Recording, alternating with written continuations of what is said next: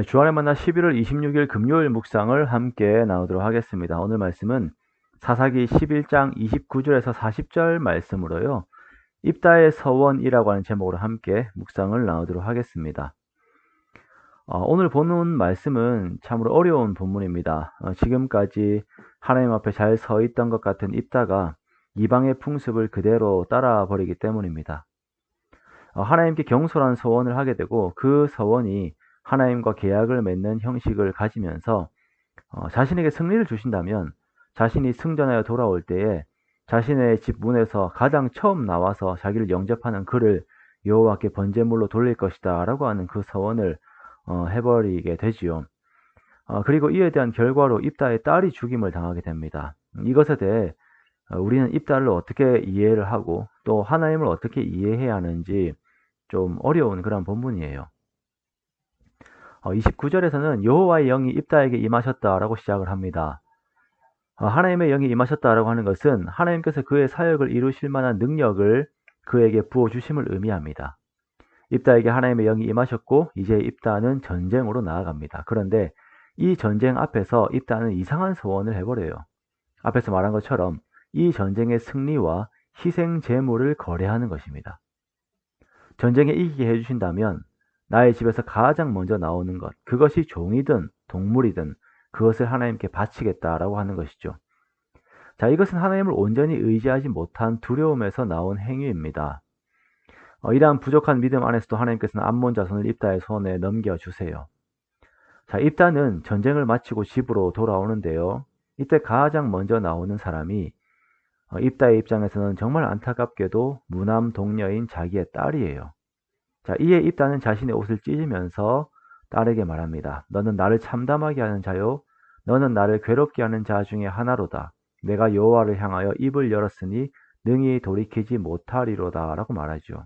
그러자 딸이 또한 이에 대해 수긍을 합니다. 아버지께서 하나님을 향하여 입을 여셨으니 아버지의 입에서 낸 말씀대로 내게 행하소서. 이는 여호와께서 아버지를 위하여 아버지의 대적 암몬 자손에게 원수를 갚으셨음이니이다. 그리고 나에게 2달만 시간을 주셔서 내 여자친구들과 산에 가서 내가 처녀로 죽음을 애곡하게 하소서라고 요청을 하지요. 그러자 입다는 이것을 허락하고 2달 뒤에 돌아온 딸에 대하여 자기가 서원한 대로 딸에게 행하였습니다. 즉 입다는 자신의 딸을 번제로 바쳤습니다.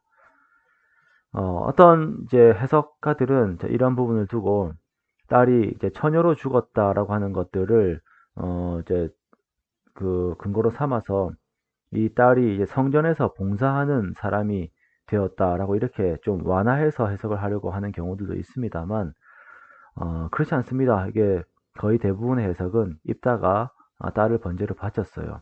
성경 어디에서도 수막에서 이렇게 성전에서 봉사하는 여인이 처녀여야 한다라고 하는 그런 내용들이 없거든요. 이 이야기가 아주 무서운 이야기로 진행이 되었습니다.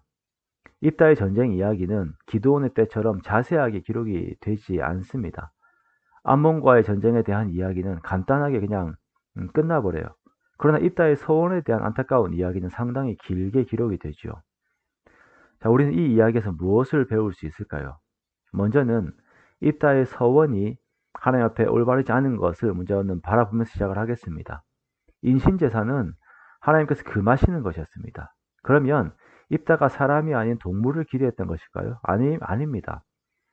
이웃 딸에게 벌인 일을 보았을 때 모든 것을 염두에 두었던 것입니다. 타인에게 적용될 수 있는 비극이 자신에게 임한 것입니다. 그리고 한 가지 더 보아야 하는 것이 하나님의 영이 함께 하신다라고 해서 도덕적으로 하나님의 말씀 안에서 완전한 결정들을 할 수는 없다는 것이에요. 우리가 어떤 은사가 있으면 자신은 도덕적으로 완전하다라고 생각을 해버리는 경우들이 있습니다. 방언의 은사가 있고 치유의 은사가 있고 귀신을 쫓는 은사가 있으면 그 은사 외에 자기의 모든 말과 행동과 결정이 완전하다라고 이렇게 그냥 단정 지어버리는 경우들이 있는 것입니다. 그러면서 아나무인격으로 행동하는 사람들이 있죠. 그러나 절대 그렇지 않습니다. 세 번째는 이 세상의 문화가 말씀에 대한 지식을 무지하게 만든다는 것을 우리가 또한 보게 됩니다. 하나님에 대한 신앙과 가나안의 신앙이 섞여서 이상한 잡종 신앙이 나와 하나님이 금하신 인신 제사를 하면서 또한 서원은 반드시 이행해야 한다라고 하는 율법을 지키려고 하죠.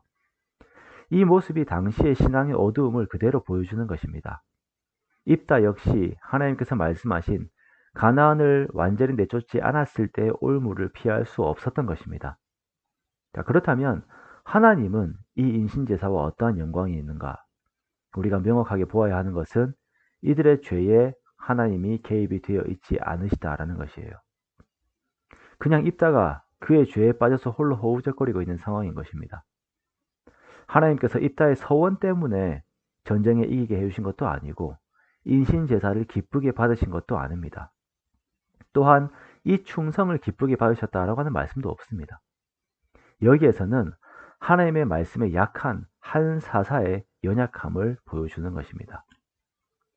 그러나 입다는 이러한 부족함에도 불구하고 히브리서 11장에서 믿음의 반열에 올라갑니다.